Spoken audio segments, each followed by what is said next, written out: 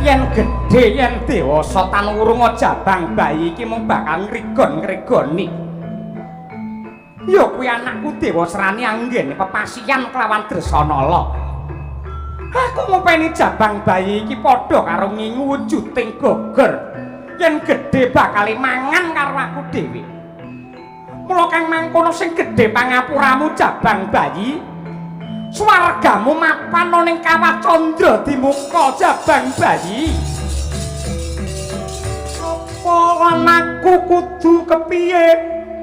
Walah dalah. Bola-bali putrane satriya pepethingan. Dicemplungake ana madyaning Kawah Candra Dimuka sing kondange panase kegila-gila, ora mati parandene malah saya sepi, ora sirna parandene malah dadi dewasa. Ulut. Jeneng kita kuwi titah. Jeneng kita kuwi menungsa cinipta dening Gusti ingkang akarya jagat, lantarane ya kuwi bapa kelawan biyung. Bapa ingkang ngukir jiwa raga, biyung ingkang dadi lantaraning dumadi. Dene jejiban utawa kewajiban kita ana ing marcapada ya kuwi sepisan manembah kelawan Gusti ingkang Maha Nasa. Angka 2 sungkem kelawan Rama ibumu, angka 3 bekti kelawan gurumu. Dene sak banjure kudu melu remeksa rahayu lan tentreme jagat sak isine. Oh ngono ya. Lah banjur jenengku sapa? Ilange jenang gandeng jeneng kita mau digodhog ana wisa-wisaning geni ing Candra Dimuka. Muga mandi sing dadi ucapku, jeneng kita ndak paringi senjata nama utawa tak paringi jeneng Bambang Wisanggeni. Yen pancen ngaku anak Arjuna mbokmu jenenge sapa? Amang Sumini ngono. Aku ora ngerti mbokku jenenge sapa. Tegese kowe ngayawara. Kowe mung bidung rasane Janaka.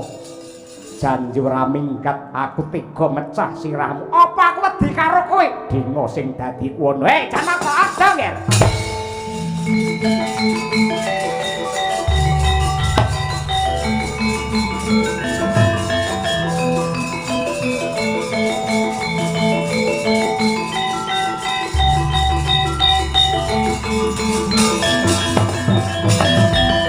Yen nganti kowe tega mentala karo Wisanggeni, kena ndak arani bacok-bacok landesan dengkul sing dibacok tugel dengkule katut atas. Merga pancen iki kulit dagingmu sing dilairake dening garwamu Dresanala, ndok tinggal lunga babaran. Iki anakmu lanang yen kok pateni kowe geton keduwong tembe murine. Anak ngono nganti ripalungguhan iki apa isih ngrembaka lan krembuyung katresnanmu marang garwamu Raden Arjuna. Muni nggih Rama Pukulun. Lumahing jagat kurping langit boten wonten priya ingkang ngrengga saklebeting sanubari. Kejawi namung Raden Arjuna. Kula sumpah kula sampun prasetya. Ngantos kukuting jaman mboten namung mapan wonten kahyangan nanging ngantos kelanggengan kula badhe umiring dumateng Pangeran Janaka. Syukur bagi yen pancen kaya mangkono Arjuna. Kawula nuwun wonten timbalan ingkang ngadhawuh.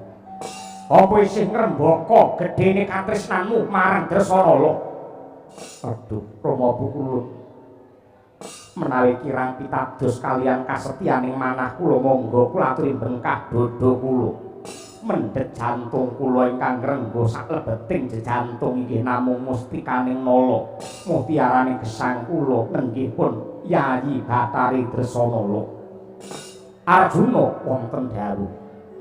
Jeneng sira kuwi ditandur ana ing alam padang dening Gusti ingkang nyipta jagat. Pinaringan wujute jejiban dadi apa? Muni nggih. Awon tanpa rupi kula kadhapuk mongko dados satriya. Satriya kuwi kewajibane piye? Satriya menika tumindak lan makarti memayu hayuning jagat kanthi sepi pamrih rame ing gawe nyiwakaken dumateng kabetahanipun pribadi lan keluarga nengenaken dumateng kabetanipun bebrayan agung. Apa ucapmu iki kena tak gondeli saged merga piye karana satriya menika hampekipun kedah bawaleksana. Lah iki sing tak anteni. Watmara Sang Arjuna Jasmunira kamanungsan awangnya gendhe manis liringe dikamantian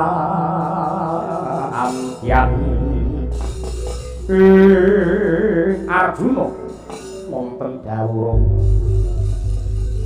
yen pancen manut kandhamu sing jeneng satriya iki kudu ngiwakake keperluane pribadi lan keluarga nengenake kebutuhane bebrayan agung ning yogene wis pirang-pirang sasi jeneng sira katrem jenjem mapan ana kahyangan arga dauna rina wengi mung tansah sumandhing lawan garwamu ya kuwi Dresanala. Mongko wis cetha wigla tanpa warana lamun to jeneng kita kuwi satriya madukara ing negara Ngamarta sing duwe kewajiban rumeksa marang hayune para kawula sak negara. Yen kowe ripalungguhan iki mung jenjem mapan ana kahyangan sumandhing karo bojo ngrasake nikmatmu pangat sing kaya ngene banjur babar pisan ora kumlawe tanganmu anggenmu ngayomi sagung para kawula dasih. Kira-kira yang patrakmu ndak tutuk-tutuk nih kaya ngono apa ora tetel sing dadi jiwa kasatriyanmu.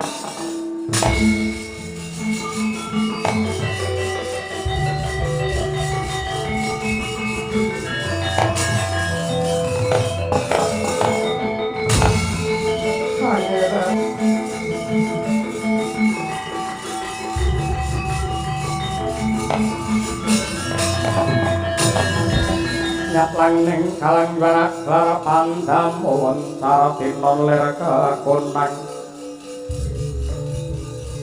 kurang soroti tanpa abyang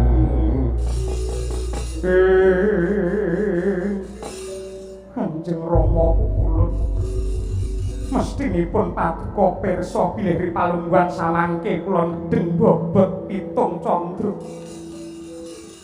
menawi ngantos anak kula minjang lair tanpa tinenggan dening ramanipun tartamtu badhe ajur mumur ing dados manah kula pukulun.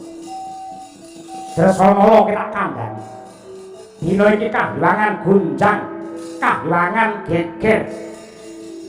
Bareng tinaliti manut dawuh pangandikane pukulun Sanghyang Girinata merga disebabake bebrayane menungsa kelawan widodari Arjuna kelawan Dresanala. Mula kanggo srana nyirep dahuru ingkang limputi ana kahyangan ora ana dalan sing kudu tinempuh katresnanmu kelawan Janaka kudu dipisahake kowe kudu pegatan.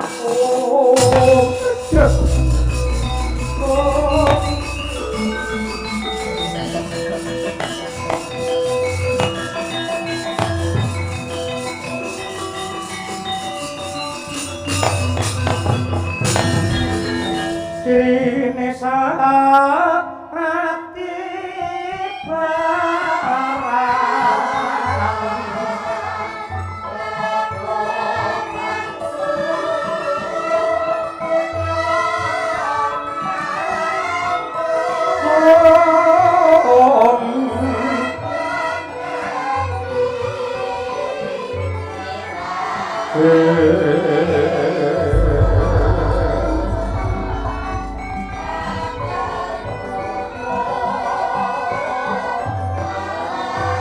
kaya sinambring gedhek jantunge Sang Bathari Dresanala. Pangandikane Kang Rama Bathara Brahma ngrujit dhumateng penggalih gedhening katresnan abote kasedyan yekti tan bisa pinisake parandene samangke gagari garam yar buyar merga kagiles dening wengi sing kahanan mangkono sang ayu amung ngalumprut dhateng garbe karekat kaya lima sanata bebayune kembang-kembang kang netra nadyanto magep-magep megap-megap awije kang dadi ature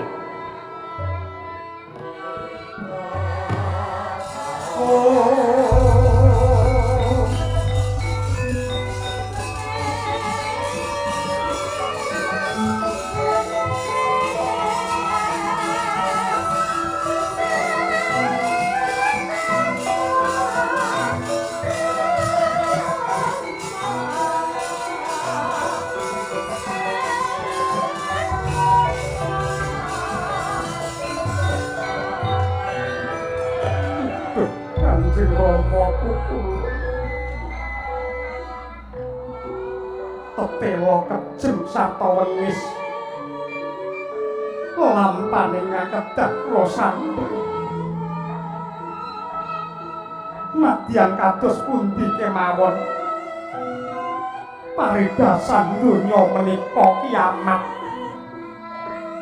katresnan kula kaliyan Pangeran Arjuna boten bedhi wonten getipun sampun dados sumpah manah menawi ngantos kula pisah kaliyan Pangeran Permadi langkung prayogi kula lampus ciri nanging samangke wahaya raosing manah kula menawi kula pejah tartamtu anak ingkang wonten ing weteng kula ugi badhe tumut mati kula nyuwun kawicaksanan Kanjeng Rama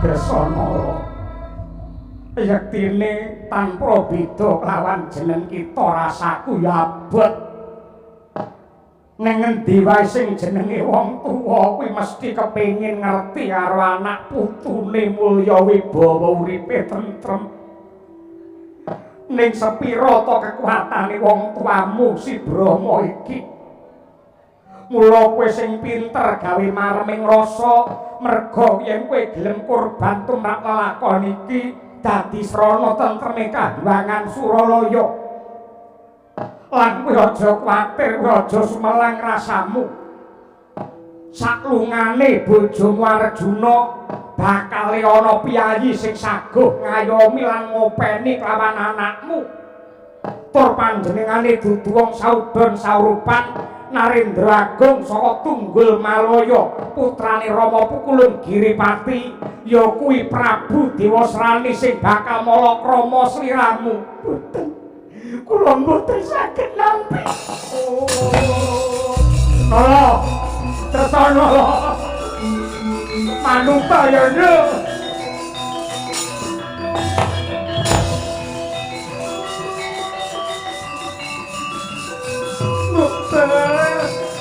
banget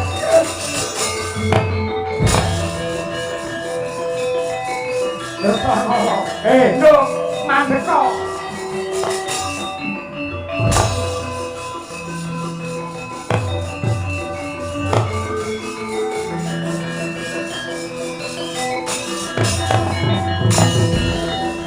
macar kapyandhen anengge sang Bathari Dresanala Dupi midhanget dhumateng pangandikanipun ingkang Rama nedya den palakramaken kaliyan priya ing babar pisan datan den tresnani. Mangkono sang ayu drit sundul langit ndula kaya nabrak akasa. Pambengoke kaya bisa nyigar langit. Ingkang mangkono kaya nglak wanci nggege mangsa. Hebat jabang baying kambutan. Sang ayu Bathari Dresanala wat sepisan bro punang riwe kaya dineres Miyak langse Gunggala Giri. Miyak tegese mbukak, langse tegese slambu, giri tegese gunung. Laire jabang bayi saka gunung sing ana brengosing. Cenger jabang bayi miyos kakung kaya masin angkring.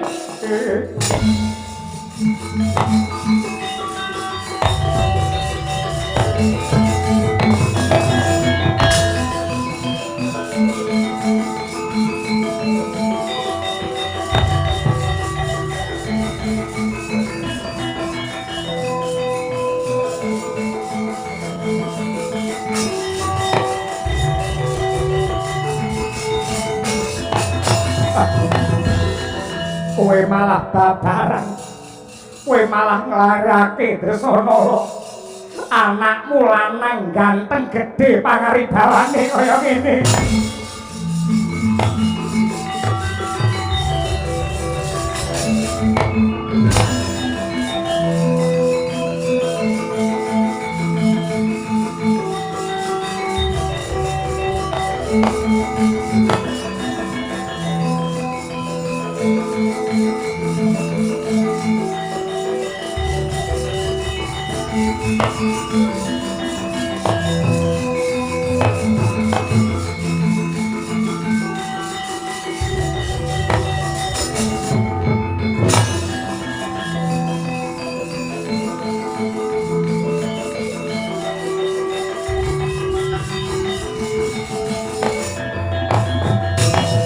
Mangandur lakune angin ukuragrane ngarga kura gurnita reh kagiri kiri Bathara Brahma wonten dawuh Sang Bathari Permuni sing ndak gendong kuwi sapa? Nun inggih menika putu kula. Atur wuninga bilih Dresanala sampun babaran sampun lairan mijil jalu. Lari palungguhan iki Dresanala mapan ana ngendi? Nembe semaput mapan wonten ing Patenggan. Dewa Srani wonten dawuh. Mumpung ripalungguhan iki Dresanala ora eling Purwadasina, gendongen bopongen gon mulih ning Tunggul Malaya. Laken dawuh.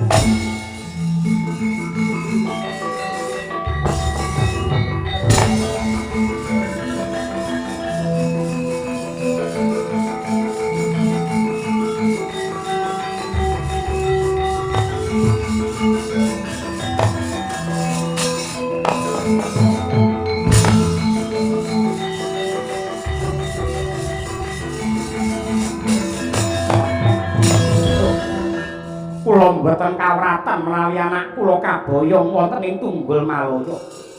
Ning lajeng putu kula menika kados pundi menika taksih dayabang yang betaken katresnanipun ibu. Kowe aja wasumelang kang dadi rasamu. Tetep bakal ndak cedhakake kelawan mboke. Mula kang mangkono bayi kuwi gonrene tak gendonge, mengko diglo entah karo Dewa Srani kelawan Dresanala. Mula ndi tak jaluk putumu kene, Brahma? Monggo Bathari.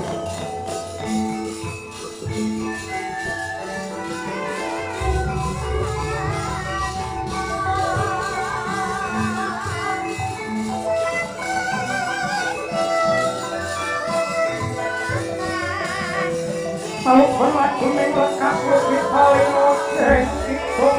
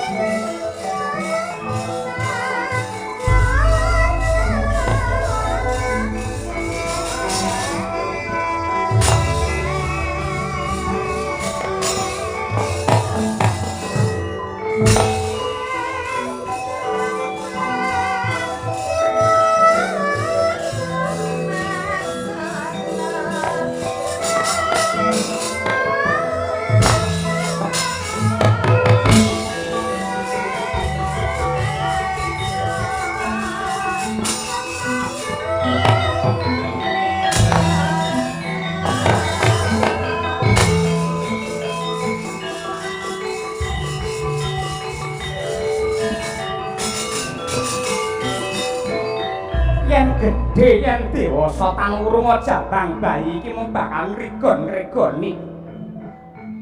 Ya kuwi anakku dewasrani anggene pepasihan kelawan Dresanala. Aku ngopeni jabang bayi iki padha karo ngingu wujuding gogor. Yen gedhe bakal mangan karo aku dhewe. Mula kang mangkono sing gedhe pangapuramu jabang bayi. Swargamu mapan ning kawah candra dimuka jabang bayi.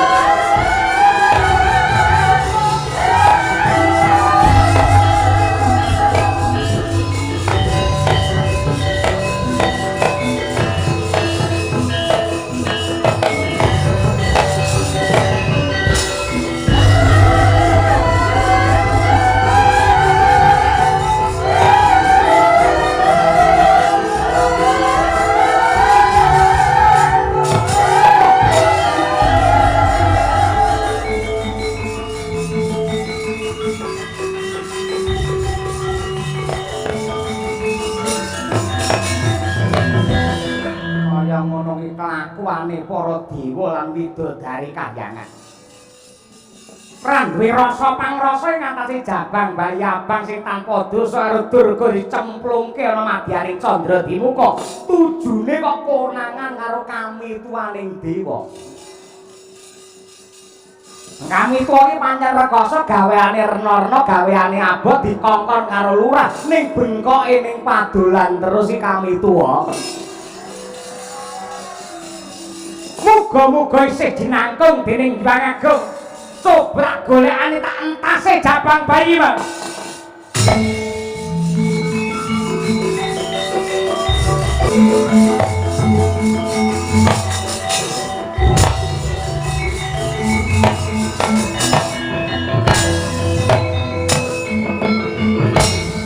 Aku iki apa?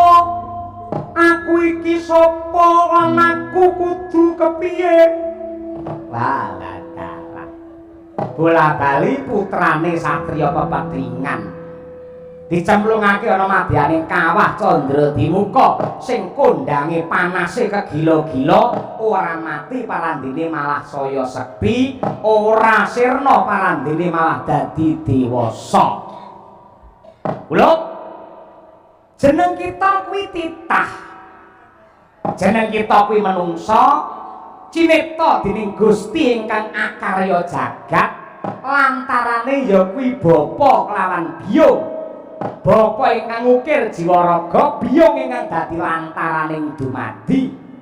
Dene jejiban utawa kewajiban kita ana ing marcapada ya kuwi sepisan manembah kelawan Gusti ingkang Maha Nasa. Angka 2 sungkem kelawan Rama ibumu, angka 3 bekti kelawan gurumu. Dene sak banjure kudu melu remeksa rahayu lan tentreme jagat sak isine. Oh ngono. Ya. Lah banjur jenengku sapa? Iya kita mau digodhog ana wisa-wisaning gening candra dimuka. Muga mandi sing dadi ucapku, jeneng kita ndak paringi senjata nama utawa tak paringi jeneng Bambang Wisanggeni.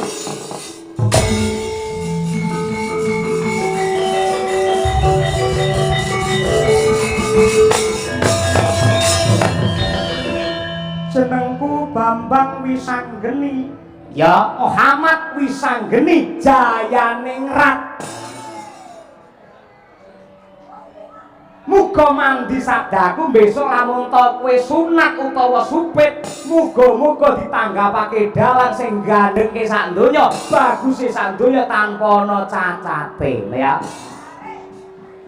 oh ngono ya lah kowe iki sapa kek ing atase ana menungsa tek dapure kaya ceret ulun iki dewa ulun iki dewa pati ing para dewa biyen dene bebise ulun Sanghyang Narada ya Resi Kaneka Putra oh Sanghyang Narada ya pernayawi mbahmu ngono oh iya gandeng panjenenganmu paring dawuh lamun to aku duwe kewajiban bekti marang Rama lan Ibu pripalungguhan iki mara gage jlentrehna tuduhna bapakku ki sapa mbokku ki sapa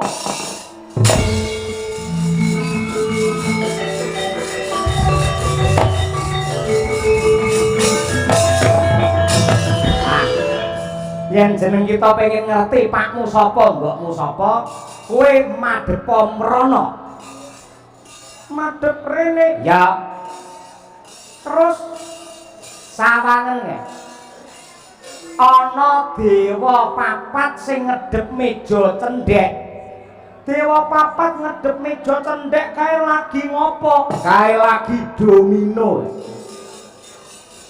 dewa ki nggone kawaskitan mula kae temonono takonono pakmu jenenge sapa yen nganti ora ngerti hantemono raine ngantem iki piye kak ngantem ki tangane dikebelke ngene iki banjur disampluke nggen bathuk des ngono ning sak banter-bantere sak seru-serune banter-banter oh ngene ya ning kono aja ning dewa ngawur ya Pak karo mbahe nek celandakan kaya mangkono gage nuwun pangestu ya kek ya aja kuwatir wis to percaya wae wong becik bakal ketitik sing ala bakal ketara sapa sing bibiti ala nadyanto dewa wahyune bakal sirna matur nuwun pangestu ya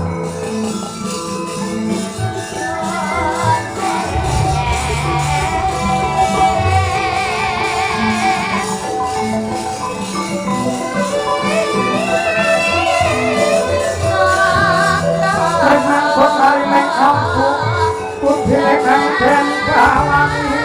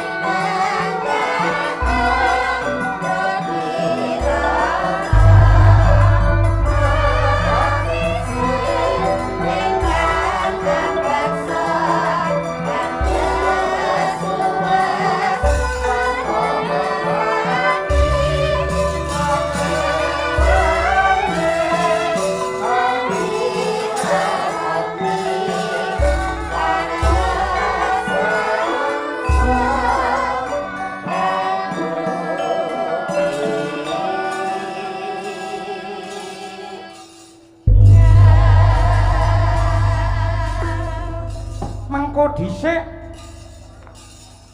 Sakwise aku mlebu ana tengahe alas iki. Lah kok dadi ana piyayi bagus kliwat ukur. Atase sing siji gantenge kaya ngene parandene tek ditutne kewan papat. Sing ngarep baguse kliwat ukur kok ditutne karo kewan papat. Bener sing ngarep dhewe jenenge Bulus Semar.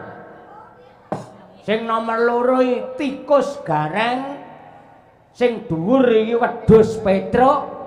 Yen aku Nicholas Saputra. Sapa? Pacare Dian Sastro nggih film Ada Apa Dengan Cinta. Lho. Iya. Sapa sing ngarep iki sapa? Tambuh marang aku jenengku Raden Janaka. Raden Janaka kuwi sapa? Aku bocah kleyang kabur kanginan kandang langit kemul mega ora dadah ora pernah. Jenengku Bambang Wisanggeni. Bambang Wisanggeni. Ya.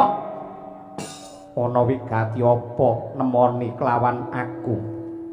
Aku goleki bapakku. Bapakmu jenenge sapa?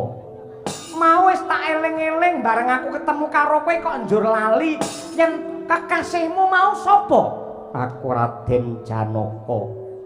Aku tek lali pakku jenenge sapa? Margage jlentrehno aku kandhanono bapak Wisanggeni jenenge sapa?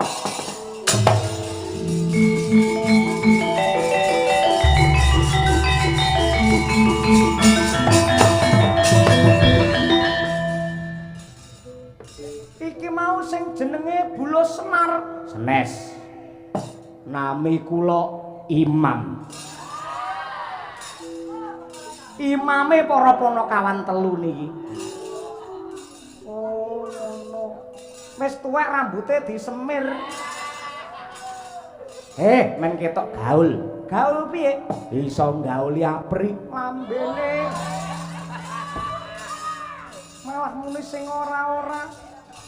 Sampeyan Bambang Wisanggeni. Iya. Kula mbahmu Semar. Iki mau ndaramu bagus kliwat ukur jarene pakku ya bagus ning kok jenenge beda. Iki mau sapa? Niki mau Ndara Janaka. Niku. Janaka niku saking tembung janah.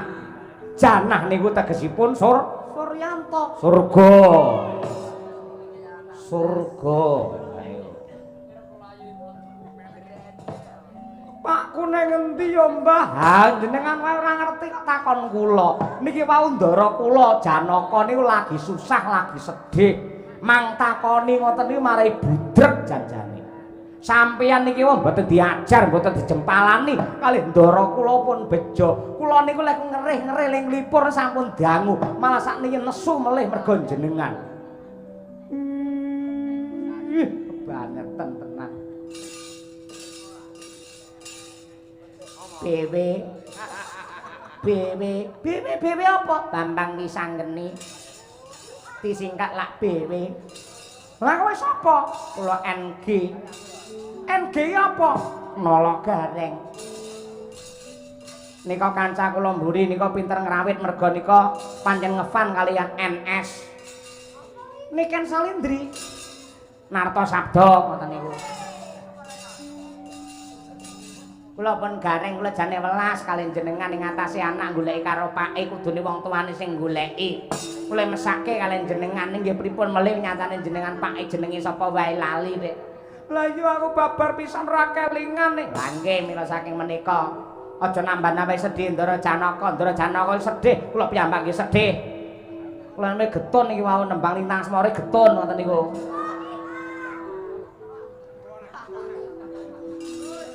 Ya apa lho. Senengane nganti geger tenan ora tanggung jawab lho. Senengane nggih klambi kegedhen kaya. Ngono secara tidak langsung kaya ngece karo bose. Klambine kegedhen iki lho. Klambi kegeden, blangkon rusak, jarik buluk. Sopo? Gareng nika lho. Ora kowe iki lho sapa? Oh taken kula to? Heeh.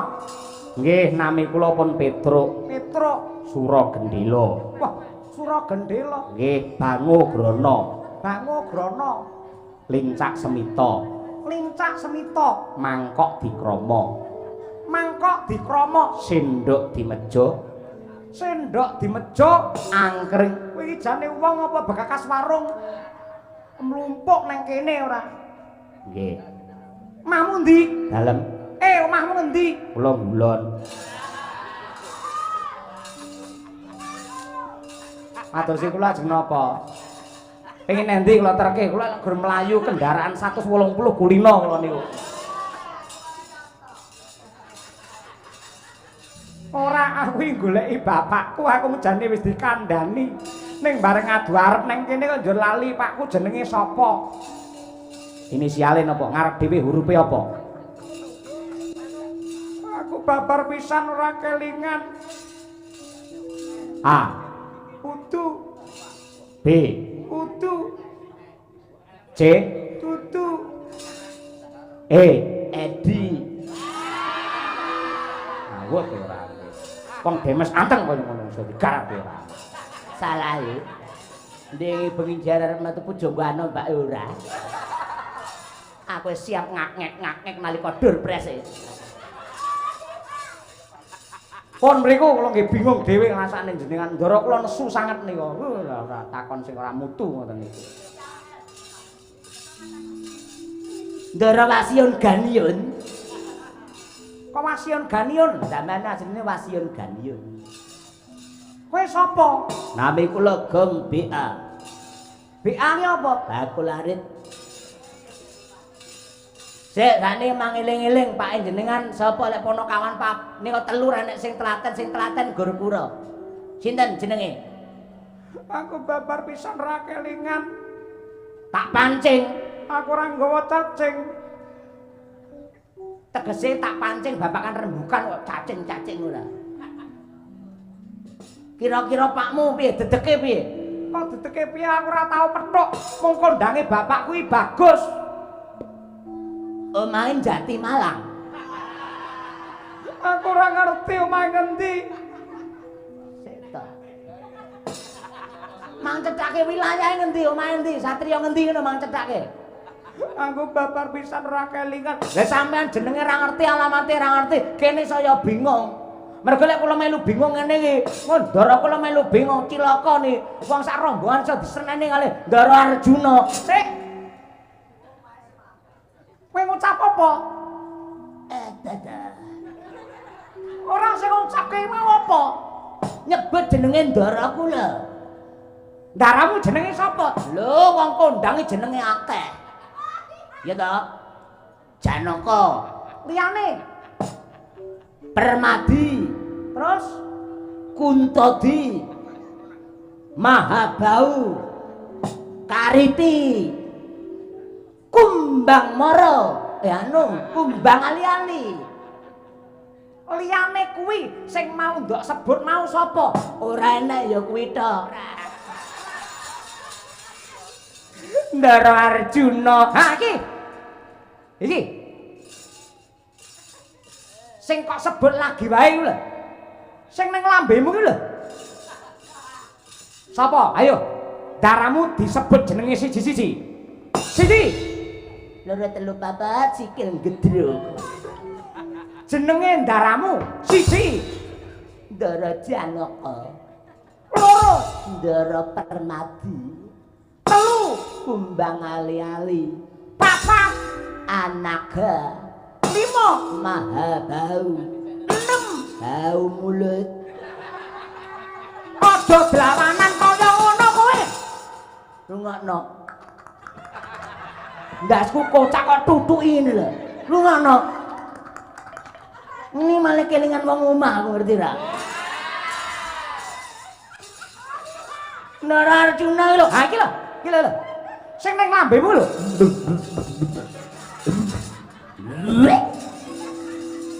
Iki lambet sembah putu diobok-obok tangan loro gelem ngono murang tata ora. Senengane. Sing kok sebut mau lho, arep sapa? Arimbi. Bu. Arep sapa? Ari Anggara. Dudu kuwi. Ari Lasso. Dudu arep sapa mau? Arjuna. Lah kuwi sing tak golek ya kuwi lho kowe ora omong mau.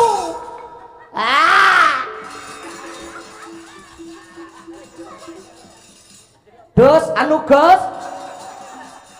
Opo Bagong? Ya alah nyapa ngerokok ning pinggir kali ngene lho. Satria ngerokok kretek. Njaluk ora sudi. Aku nggawa rek. Ora yen dikeki logo Madangkara wis ngendel-ngendelke. Nanti mana dicolongi cacah. Goleki Sapa? Ngendara Wisanggeni ngaku lamun anake Arjuna. Sapa? Sapa iki Wisanggeni lho.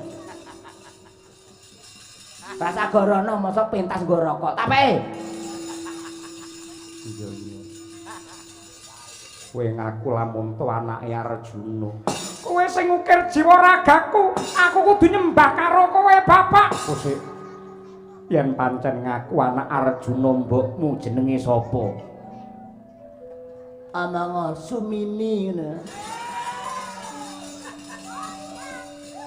Aku ora ngerti mbokku jenenge sapa. Tegese kowe ngayawara.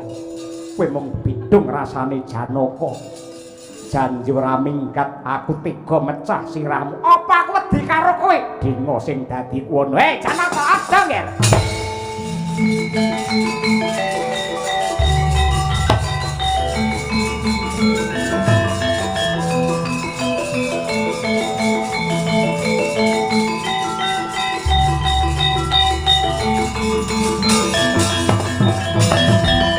Yen nganti kowe tega mentala karo Wisanggeni, kena ndak arani bacok-bacok landesan dengkul sing dibacok tugel dengkule katut atas.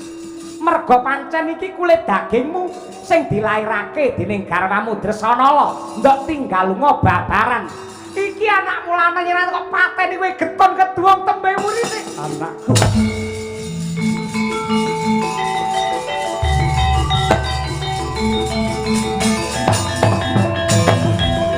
Anakku bocah bagus. Anakku bocah njlunet. Anakku bocah Sigit. Jenengku Wisanggeni dudu Sigit. Tegese wingi ganteng. Duh. Aku ora enteng Wisanggeni melu banyul. Wedi ngak plinteng ndase ora. Mang taun ngono.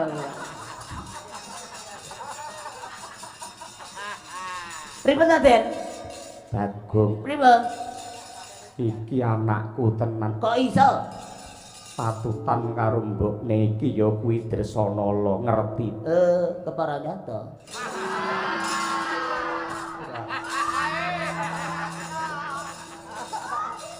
Mbokmu ning endi le?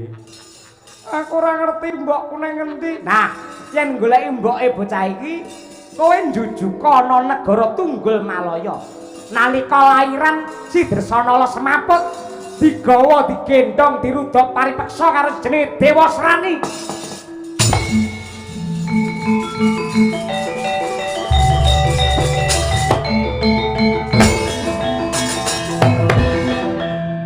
Bila ada uang, bolehlah aku meminjam.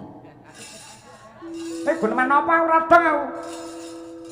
Bila ada uang, bolehlah aku meminjam. Karepmu piye? Ada tidak? Tidak ada. Aku Dewa tidak pernah membawa uang kemana-mana. Oleh karena itu, aku tidak akan gugu kepadamu, Bagong. Ketoke lek bahasa Indonesia cah loro apik iki. Maksudi ndak nyuda kawibawanku. Ulun bakal munggah kayangan Ripalungguhan iki. Seditaleni bokongku ya ora senengane. Aku arep melu ning Tunggul Malaya. Kae cah loro ngamuk. Aku ya ngamuk. Ya ora.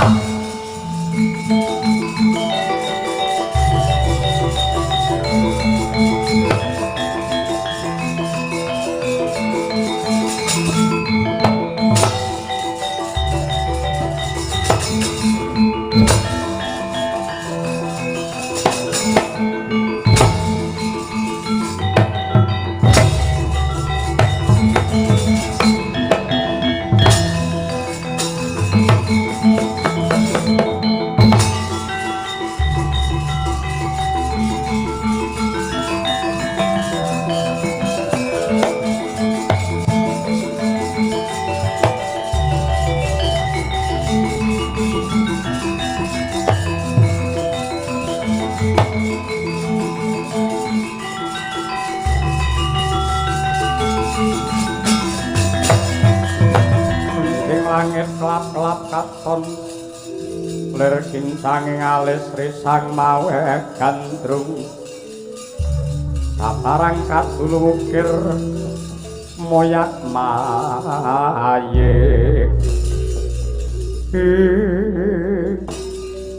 Batari Dresanala wis pirang-pirang sasi kowe mapan ana ing Taman Sari Tunggul Malaya kene parandene nadyan temung sak celiraman babar pisan kowe ora gelem nyawang kelawan Dewa Srani kowe nampik katresnan karo golek sing kaya apa kowe bakal tiba kebak kamulyan mapan ana ing kene dadi ibune wong sak negara yen kowe isih tresna ngeboti karo Janaka sing kok boti apa kowe ora ngerti kae iki wong ganteng lanang jagat lancuring Madyapada kae calone bojone pirang-pirang yen kowe gelem dirabi tan wurunga mung arep gegasah batinmu ngambyarke atimu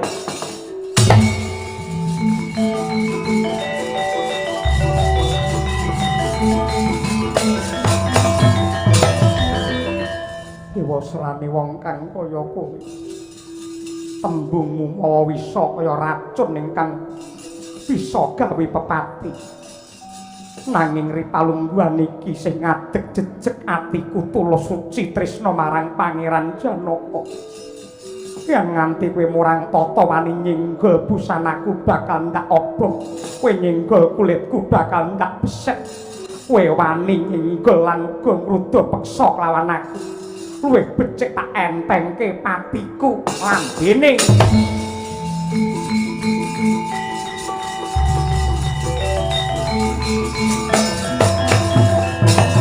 wadon rawus ra kena gawe becik krubya kabotan pinjul yen pancen kowe wegah leladi kelawan aku milih dalan pati Janaka ora ngukup Dewa Sani ora ngukup borot padukmu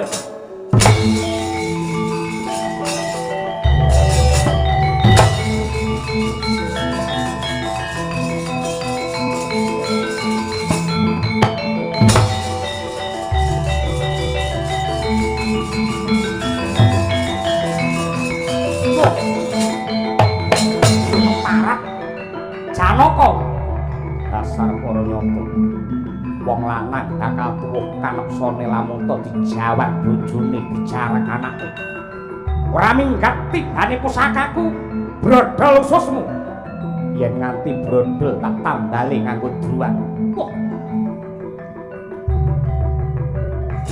ho wah ho wah ah wah wah oh ah oh lo edan lo ah ah ah ah so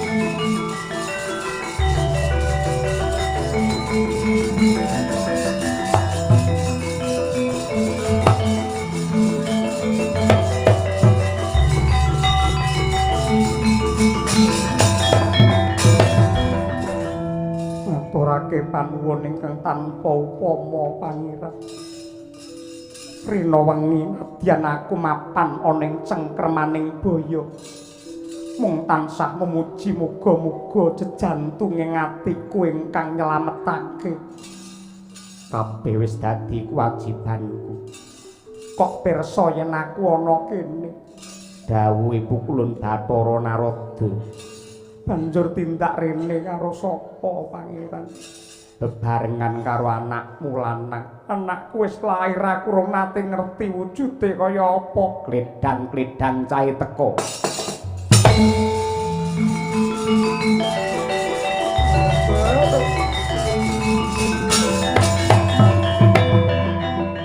ora ngira anakku nek gendruke kaya ngene kaya Arya mau bengi Anakku, mestine kowe ngelak kene-kene tak miki cah ganteng kene-kene.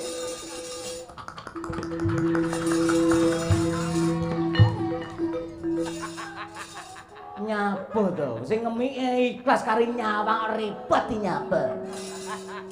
Tak pecah sirahmu kaya ngono. Lah piye iki piye? Dasmu ramu. Uta karo kautaman. Yayi Dresanala, kepiye anakmu lemu kuwi dudu anakmu?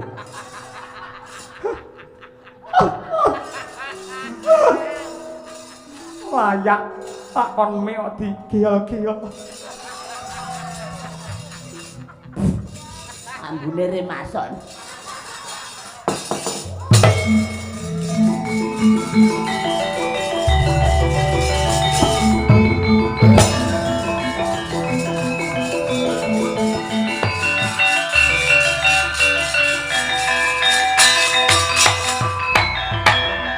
Omawi klam mestu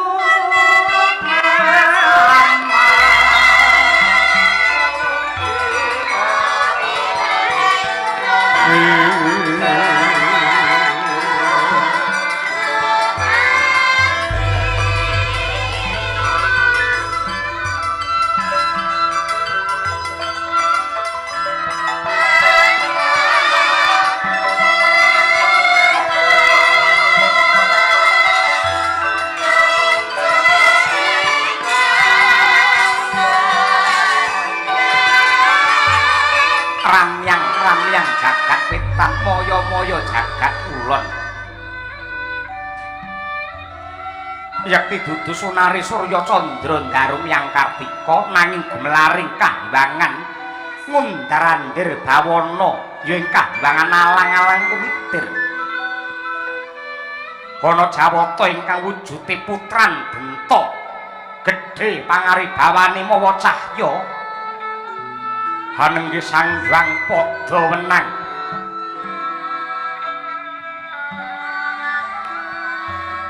ingkang nalika samangke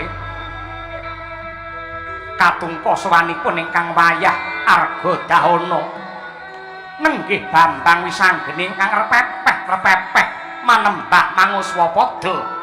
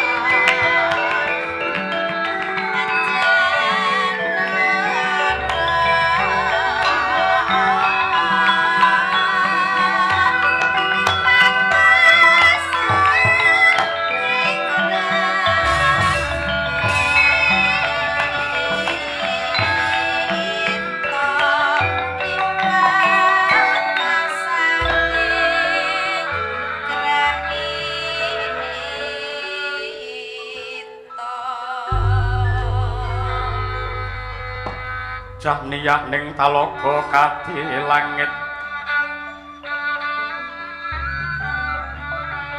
maambang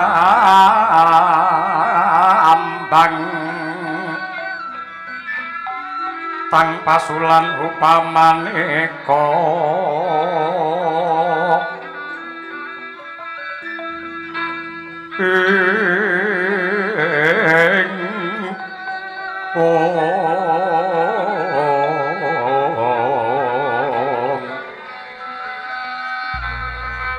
lintang tulya kusuma ya sumawur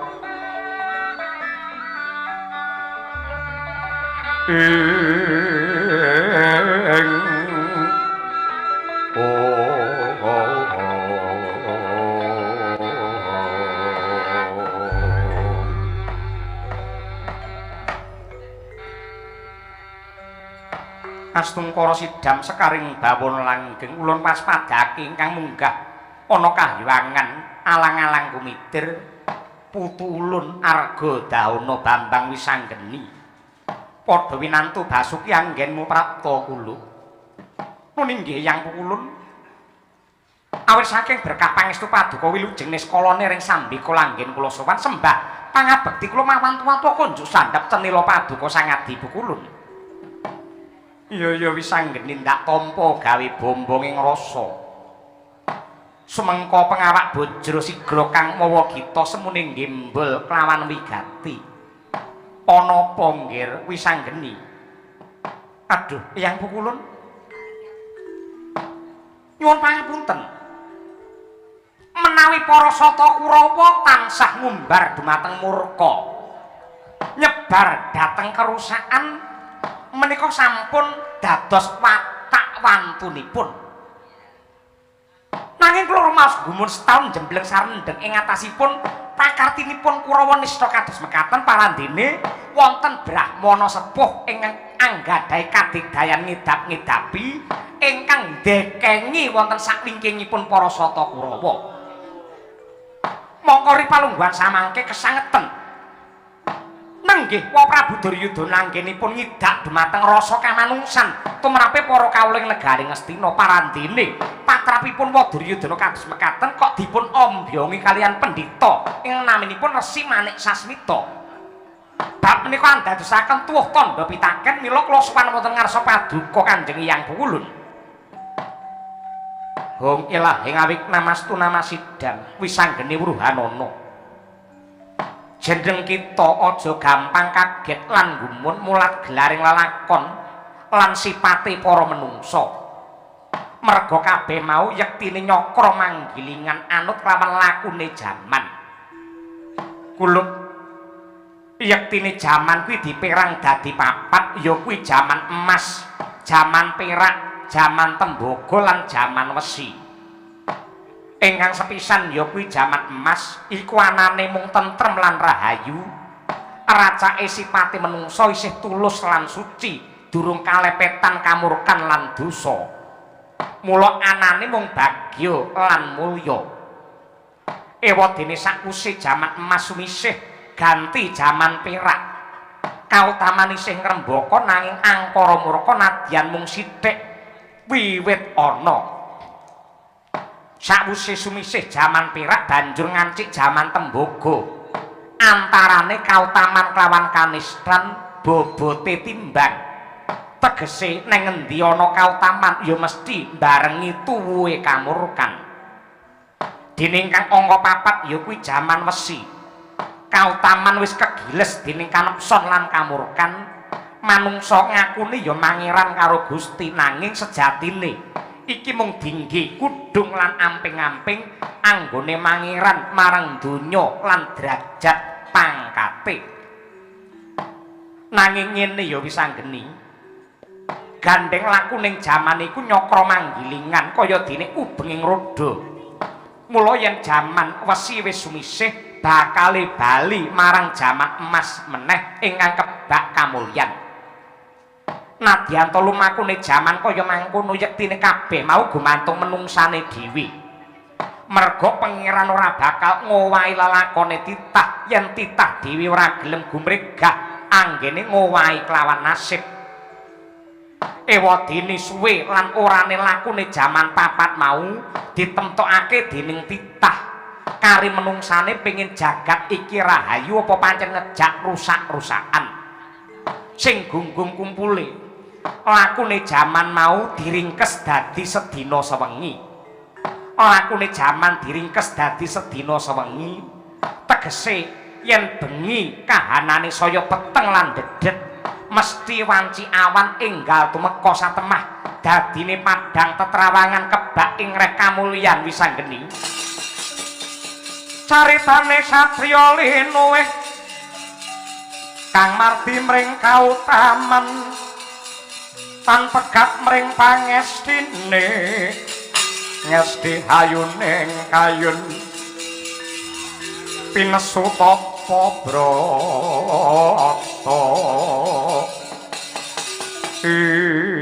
Aduh, kulun ngaturaken panuwun ingkang tanpa upami. Sedaya dawuh paduka badhe kula ginakaken kinarya garan sarta pepakem anggen kula netepi dumateng kadarman. Bambang Wisanggeni. Ulun wis bisa nggagapi lamun tok adreng lan kenceng tekad anggenmu jejegake adil lan bebener ing negara Ngastina. Mula kang mangkono maju lungguhmu. Ndak paringi wujute kapika manik drima. Tampanono mbok menawa iki bisa dadi lantaran anggenmu ngayomi sagung para kawula dasing wewengkon negara Ngastina sang.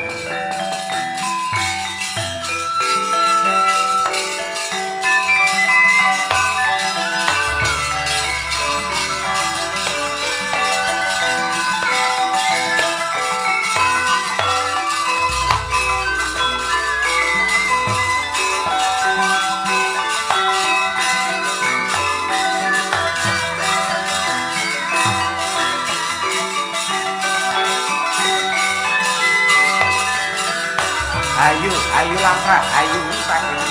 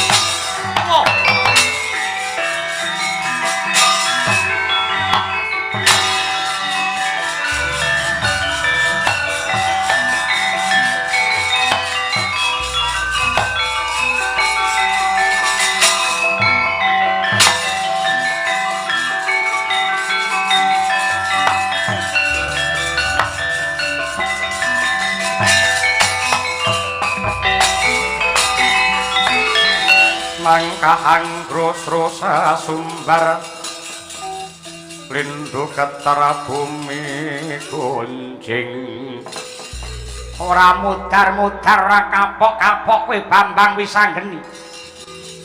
Aku ora bakal bosen lan jeleh anggenku tekono negara Ngastina sadurunge pendhita Murang Tata iki oncat saka bumi iki. Karepmu piye?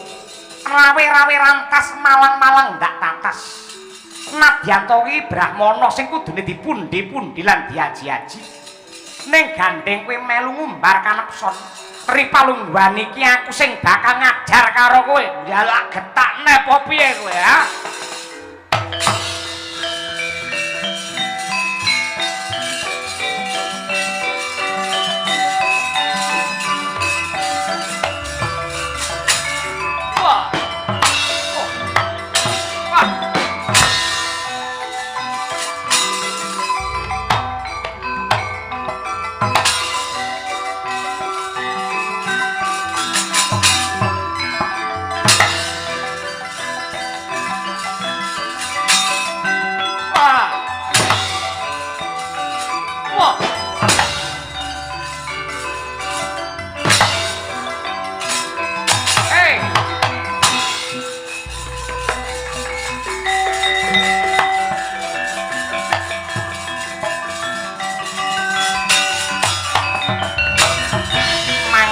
Den candak mustakane nenggih Sang Resi Manik Sasmita dening Bambang Wisanggeni.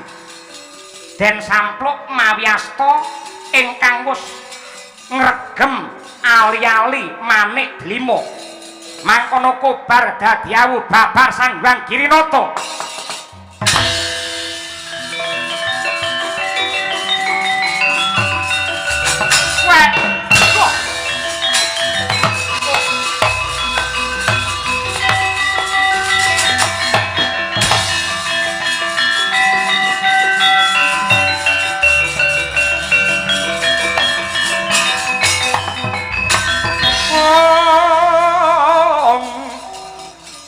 Miat langening kalanggan aklara panda moncar tinon lerga konang babar pisan ora nduga mono jebul sing ngombyongi lan ndekengi para sata kura malah simbah Bathara Guru. Iya, pancen kaya ngono Bambang Wisanggeni. Lan aja kleru ya nggih. Nadyan kaya ngapa lan kepiye? Pancen ulun mung bakal ndadar marang ketrimane Bambang Wisanggeni. Ngibarate kaya wit-witan saya gedhe angin ingkang nempuh bandang anrajang watone oyote oyotan probeda kaya tekad santosa hanuju marang rahayu mesti wae trep minangka tandha-tandha karaharjan kaya dene Bambang Wisanggeni. Wis satrepe para kawula ripalungguhan iki sing nangis mbutuhake pengayoman. Ora ketang mung sak kemprangan dadi ratu ana negara Ngastina dandanana kahanane praja.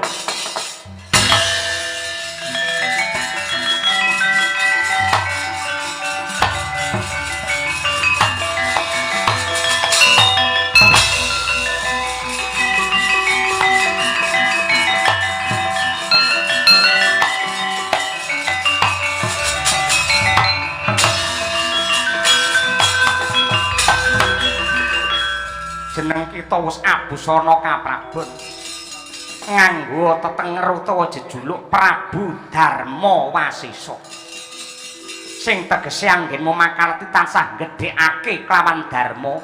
Dharma tegese makarti tanpa ngarep-arep kelawan apa wae. Wasisa tegese duwe kekuatan sing kanggo srana mulyakake sagung para kawula dasih.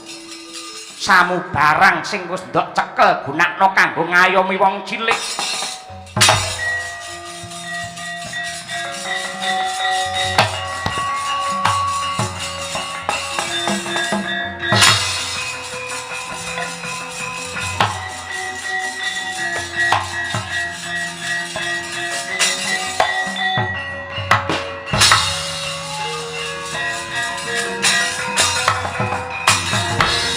Mangkono makarti Narendra anyar katon Ngastina Prabu Darma Wasisa yektine nindakaken sama beda dana dendha nadyanto sanak kadang yen perlu pepundhen darbe kaluputan yekti kudu pinatrapan paukuman tanpa beda kalian para sata Kurawa Ratu Ngastina Sri Duryudana sedaya den jeblosake pakunjaran dening Sang Prabu Darma Wasisa. Prasasat kaya obor ingkang madangi petenge para kawula Ngastina.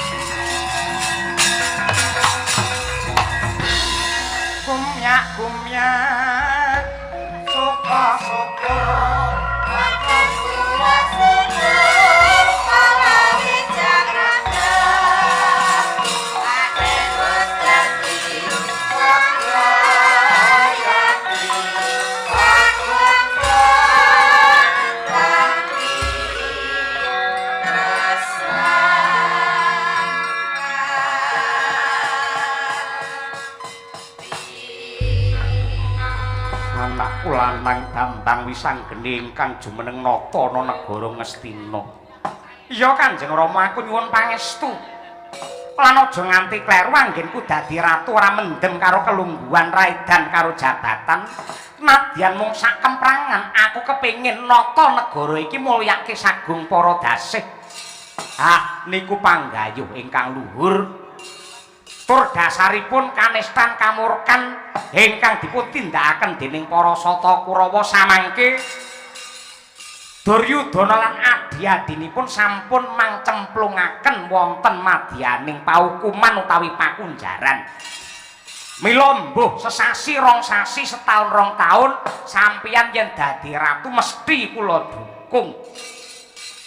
Pramila saking menika Klungsu-klungsu kula badhe nderek udu dadi ratu niku beda kalian para kawula. Yen para kawula niku wenang ngatur karo uripe dhewe. Nang yen ratu kuwi menungsa ingkang sinampiran pakaryan, ngatur kendho kencenging pranatan butek beninging swasana praja niku wonten pundhake Narendra. Mula wong dadi ratu niku sanes bebungah nanging amanah. Carane anggen kunentremake negara iki kudu kepiye Kyai Semar? Caranipun nenggih ngendahaken dawuhipun utusaning Gusti ingkang pungkasan. Ingkang suraosipun negara bakal endah lan tentrem lamun to sepisan dipun sumbang ilmunipun para brahmana resi ulama ingkang dipun amalaken. Angka kalih adile para pangarsa praja merga keadilane para pimpinan sing bakal nggawa marang karaharjan. Angka 3 ngibadahi para kawula anggenipun tigen mugen pangidepe cipta pasrah sumarah marang purbane Hyang Agung. Angka 4 patuhe para sentana praja lan para kawula tumrap paugerane agama lan pranatan hukum praja kang wis gumathok. Dene ingkang angka gangsal ingkang pungkasan negaramu Ngastina bakal tentrem lan endah lamun to disumbang disurung dongane para miskin sinuwun.